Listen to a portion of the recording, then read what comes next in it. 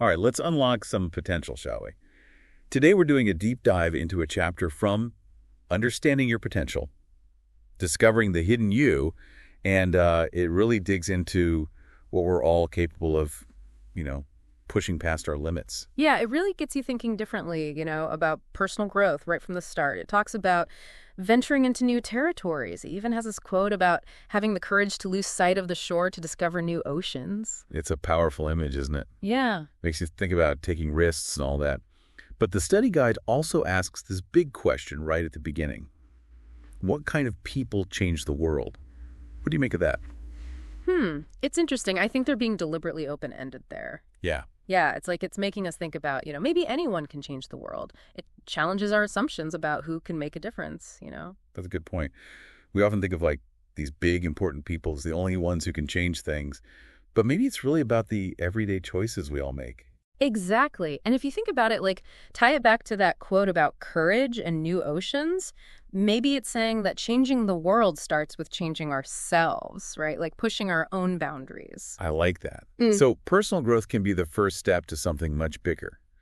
But how does the chapter actually define potential? It's a word we hear all the time, but what does it really mean here? Well, it talks about potential as being determined by what something is inherently capable of, essentially what it's naturally equipped to do. It's like if you have a seed, it has the potential to grow into a tree if you give it the right environment. So it's not just about what we're good at right now, but what we could be with the right nurturing and effort, right? Exactly. And it even takes it a step further and talks about this idea of a money-back guarantee. Wait, hold on. A money-back guarantee, how does that fit in with potential? It's kind of like a metaphor. How if you buy something that's defective, you can return it to the manufacturer? Well, this is about approaching a higher power when we feel, defective in some way, like when we're struggling with our limitations or feeling inadequate. I see. So it's like we can return our defects and get a better version in a way. You could think of it that way. The money-back guarantee represents seeking guidance and support to overcome those weaknesses. So it's not about pretending we don't have weaknesses, but acknowledging them and trying to improve. Absolutely. It's about recognizing where we feel stuck or limited and then looking for ways to grow. So we've got this idea that everyone has potential, this money-back guarantee for our weaknesses, and that it's our job to look for solutions. But how do we actually change? How do we go from knowing we have potential to actually using it? Well, the chapter actually lays out a 5-step process for how thoughts become actions. It emphasizes that real change takes concrete steps. So it's not enough to just have a dream. We have to actually do something about it. Exactly. It's you might think about learning to play the guitar, but that thought alone won't make you a musician. You have to actually buy a guitar, take lessons, and practice. It's the action that turns the thought into something real. Okay, got it. But how does this 5-step process actually work? What are the steps? Well, the first step is having the thought, the desire, or the goal. Then comes believing it's possible, which is where things like faith and confidence come in. So it's not just passively wishing for something. You have to believe you can actually do it. Exactly. And then that leads to receiving it, which is really embracing that idea and seeing it as something that could be real for you. Okay, so we go from the thought to believing in it to really accepting it as possible. Right. And then we move to speaking it, which is where you verbalize your intention and share it with other people. I can see how that would make it feel more real and maybe make you more accountable too. Yeah, exactly. And then finally, the 5th step is doing it. That's where you really take action and make things happen. So it's a journey from a fleeting thought to a belief, to embracing the possibility, to declaring it, and then finally to actually doing it. Wow, that's a powerful framework. It is. And, it can be applied to so many different things in our lives. Definitely. But we've talked a lot about effort and action. What about intelligence? Doesn't that play a role in potential? That's an interesting question, and the chapter actually addresses that directly when it talks about IQ tests. It argues that potential is much bigger than just intelligence.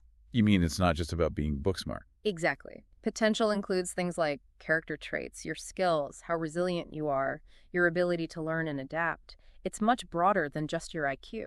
Okay, so if potential isn't just about intelligence, What else does it include? What are some of those other pieces that make up someone's potential? Well, that's what we'll be exploring next. We'll unpack the different sides of potential and see how you can develop those qualities and use them to achieve amazing things. All right, listeners, we're going to take a quick break here, but stay with us. In the next part of our deep dive, we'll get into those other essential ingredients that make up your potential. It's going to get really interesting, so don't go anywhere. Welcome back. Before the break, we were talking about intelligence and how it's really just one part of the whole potential picture. What are some of those other qualities that are important, besides just being smart? Well, the chapter actually mentions some things we usually think of as spiritual qualities. Oh, really? Yeah, things like love and patience, self-control, that kind of thing. And it asks us to think about which of these we have. Okay. So I think it's suggesting that we can actually work on these qualities, develop them. They're not just something you're born with or not. Right, that makes sense. We usually think of potential as like skills and talents, but those character traits are just as important, aren't they? I mean, even if you have natural talent, you still need the discipline to work at it and the perseverance to stick with it when things get tough. Totally agree. Those qualities are so important for getting through the ups and downs of life, building good relationships, and really just for making a positive impact. They're the foundation for everything else. I like that. It's not just about reaching your potential for yourself. It's about using it to do good in the world, too. Exactly. It's about being a well-rounded person who can contribute to something bigger. You mentioned that the first step is having the thought, the goal, the desire. What's the next step?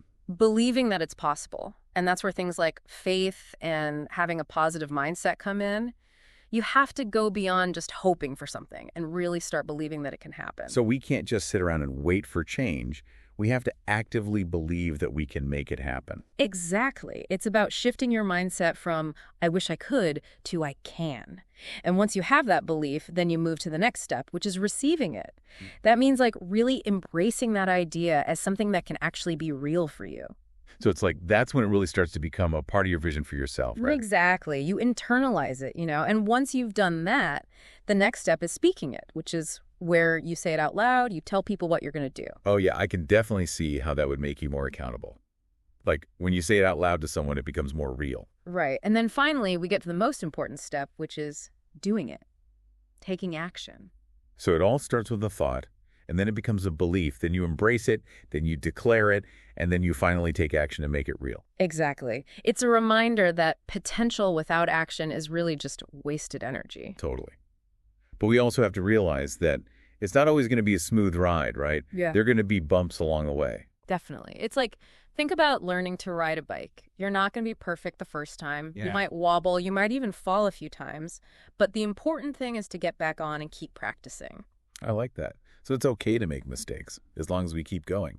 Exactly. The path to reaching your full potential, it's not always easy. It's going to have ups and downs, but the key is to keep moving forward. Okay, so we've got this 5-step process. We've talked about how important those character traits are, the ones that go beyond just intelligence. But I want to go back to those bad habits for a second.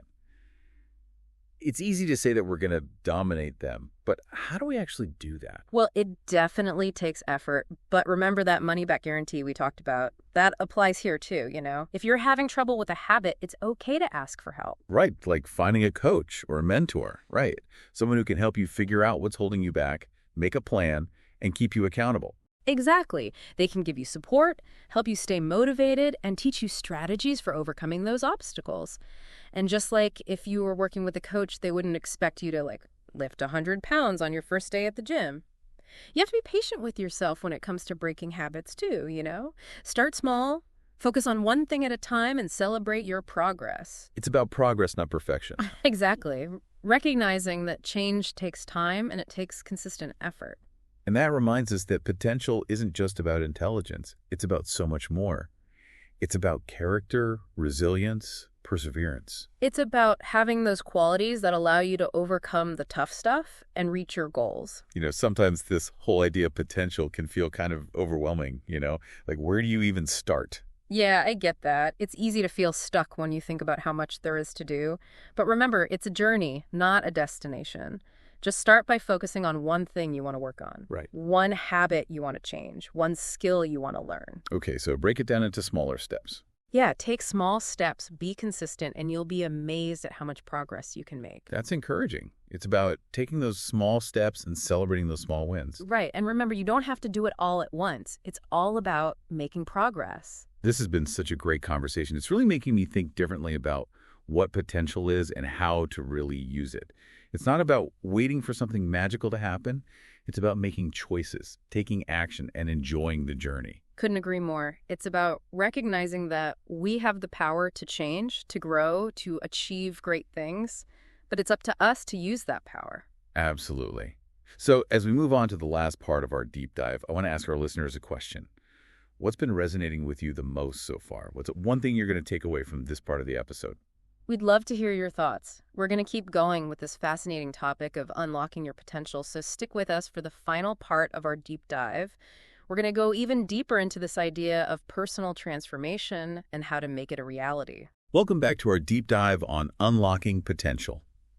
We've talked about those important character traits, the 5 steps for turning thoughts into action, and even how to really take charge of those bad habits. It's really like putting a puzzle together, isn't it? All these pieces, these concepts, leading us to that ultimate goal of realizing our full potential. I like that puzzle analogy. It's an adventure. And we get to pick our path, figure out how to get through those challenges, and then finally see what we're truly capable of. Exactly. And speaking of challenges, remember, the study guide actually suggests writing down those habits we want to change and picking one to focus on. It's like they're really pushing us to take action, to actually apply all this stuff. It's one thing to just talk about personal growth, right? It's a whole other thing to actually do it. Like, you can have a great recipe, but it won't do you any good unless you get in the kitchen and cook. It's such a good point. We can have all this knowledge, but if we don't actually use it, it's basically useless. So yeah, listing those habits, picking one to dominate, that's where the rubber meets the road. And it's not just about getting rid of the bad stuff, is it? It's about replacing it with good habits. Absolutely. It's about intentionally shaping who we are, building those qualities that'll help us get to our full potential. Think about it this way. Every time you overcome a bad habit, you're making room for a good one to come in and grow. So it's like weeding a garden. You got to get rid of those weeds to let the flowers really bloom. Perfect analogy. And just like with a garden, growing good habits takes time. It takes effort.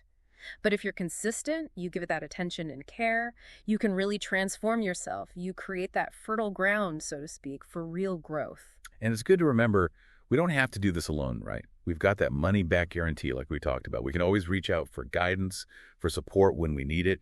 We can rely on people who believe in us, our mentors, even a higher power. So important to remember that. We've got a whole network of support. We just got to be willing to ask for help. This whole deep dive has been a real eye-opener for me. It's definitely made me think about potential in a different way. It's not about passively waiting for something to change. It's about taking charge, taking action, making choices, and really embracing the journey. Couldn't agree more. We have this incredible power within us to change, to grow, to do amazing things. It's up to us to take that power and really use it, create the life we want. Well said. And as we wrap up this episode, we want to leave you with a question to ponder. What's one area in your life where you feel limited? Maybe there's a habit you want to dominate. How can you use these ideas we've talked about, these principles, to unlock your potential, to become the best version of yourself? Remember, you're capable of so much more than you realize. Don't let those limitations define you. Embrace this journey of unlocking your potential and see what incredible things you can do. And that's a wrap on our deep dive into unlocking your potential. We hope this was insightful, that you got something out of it. Until next time, keep exploring, keep growing, and keep chasing those dreams.